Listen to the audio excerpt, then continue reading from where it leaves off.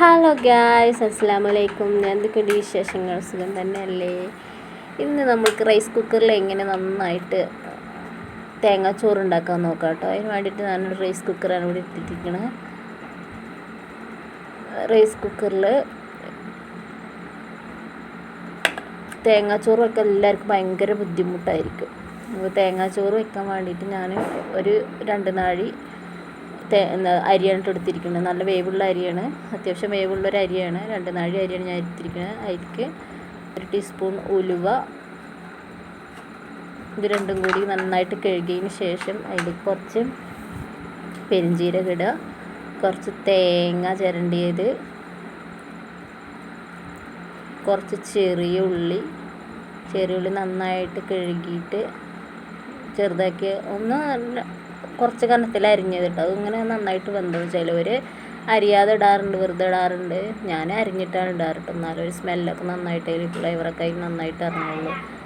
എന്നിട്ട് നന്നായിട്ട് അതിലിട്ടിട്ട് ചെറിയ ഉള്ളിയും ചിരണ്ടി വെച്ച് തേങ്ങയും കൂടി ഇട്ടിട്ട് നന്നായിട്ടൊന്ന് കൈ വെച്ചിട്ടൊന്ന് നന്നായിട്ടൊന്ന് കുഴച്ച് കൊടുക്കുക. നന്നായിട്ടൊന്ന് കുഴച്ച് കൊടുത്തിട്ട്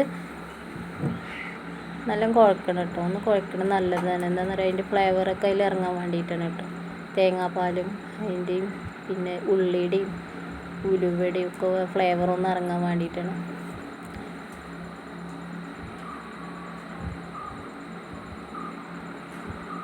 നന്നായിട്ടൊന്ന് കുഴക്കുക.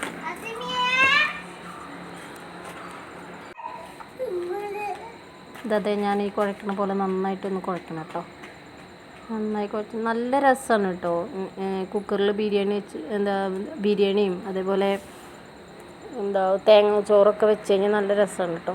അതിന് ഞാൻ തേങ്ങാച്ചോറ് എനിക്ക് ഭയങ്കര ബുദ്ധിമുട്ടായിരുന്നു. സാധാരണ ഇതിൽ വെക്കാൻ വേണ്ടി ഭയങ്കര ബുദ്ധിമുട്ടായിരുന്നു കേട്ടോ. 2 നാഴി അരിക്ക് 4 ഗ്ലാസ് വെള്ളം എന്നുള്ള രീതിയിൽ ഈ 2 ഗ്ലാസ് അരിയാണ് ഞാൻ എടുത്തിട്ടുണ്ട്. ഇതാണ് അതിൻ്റെ അളവ് ഗ്ലാസ് കേട്ടോ. അതിന് 2 ഗ്ലാസ് അരിക്ക് 4 ഗ്ലാസ് വെള്ളം എന്നുള്ള രീതിയിൽ, ഇരട്ടി വെള്ളം എന്നുള്ള രീതിയിൽ ചേർക്കുക കേട്ടോ.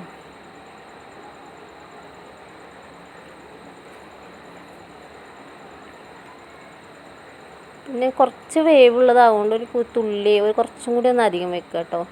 കുറച്ച് വേവുള്ള അരിയാണിത്. അതുകൊണ്ട് 2 ഗ്ലാസ്സിന് 4 ഗ്ലാസ് എന്നുള്ള വെള്ളം മതി. പക്ഷെ എന്നാലും കുറച്ചുകൂടിയും കൂട്ടി വെക്കുക. കുറച്ചുകൂടിയും കൂട്ടി വെക്കുക എന്ന് പറഞ്ഞാൽ അത് കുറച്ച് വേവുള്ള അരിയാവേണ്ട കേട്ടോ. എന്നിട്ട് പാകത്തിന് ഉപ്പും ചേർത്തിട്ട് അടച്ച് വെച്ചിട്ട് കത്തിക്കുക. ഗ്യാസ് ഓണാക്കുക, കത്തിക്കുക. ഇടയ്ക്ക് പകുതി ചൂടായി വരുമ്പോൾ തിളക്കണതിൻ്റെ മുന്നേ ഒന്ന് ഇളക്കി കൊടുക്കണം കേട്ടോ. ഈ അടിയിലിങ്ങനെ അരി ഒട്ടിപ്പിടിക്കാതിരിക്കാൻ വേണ്ടിയിട്ടും ചോറ് അടിയിൽ ഒട്ടിപ്പിടിക്കാതിരിക്കാൻ വേണ്ടിയിട്ടാണ് കേട്ടോ. അത് നന്നായിട്ട് തിളപ്പിക്കുക. നന്നായിട്ട് ഇപ്പോൾ തിളച്ച് വന്നിട്ടുണ്ട് കേട്ടോ.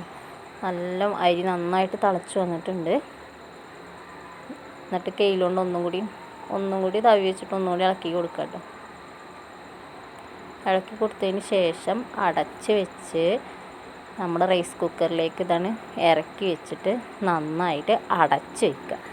ഏകദേശം ഒരു മണിക്കൂർ 1.5 മണിക്കൂർ കഴിഞ്ഞിട്ട് 1.5 മണിക്കൂർ വരെ ഇത് നന്നായിട്ട് അടച്ച് വയ്ക്കുക.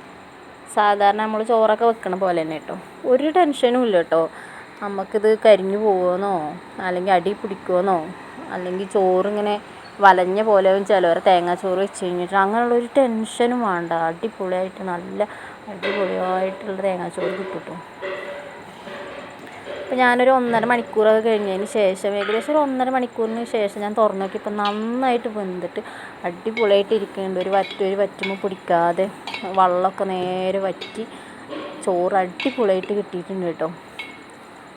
ആവിയുടെ ഇതായതുകൊണ്ട് കേട്ടോ കളറ് മങ്ങി കാണുന്നത്. ഇനി ഞാൻ നല്ല ചോറ് എടുത്തിട്ട് ഞാൻ നിങ്ങൾക്ക് തവിയിൽ ഇങ്ങനെ എടുത്തിട്ട് കാണിച്ചു തരാം കേട്ടോ. നല്ല രസമുള്ള ചോറായിരിക്കും. നമ്മൾ സാധാരണ വെക്കണേക്കാളും ടേസ്റ്റും ഉണ്ടാവും. എപ്പോഴും തേങ്ങാച്ചോറ് വെക്കുമ്പോൾ ഭയങ്കര ടെൻഷനാണ്. അത് ശരിയാവുമോ എന്നുള്ള ടെൻഷനായിരിക്കും കേട്ടോ അടുപ്പത്ത് വെക്കുമ്പോഴൊക്കെ. ഇതിപ്പോൾ ഞാൻ വെറുതെ ഒന്ന് പരീക്ഷിച്ച് നോക്കിയത്. അപ്പോൾ നന്നായിട്ട് കിട്ടിയിട്ടുണ്ട്, അടിപൊളിയായിട്ടുണ്ട്. ഇനി അടുത്ത വീഡിയോ വരുമ്പോഴേക്കും ടാറ്റാ.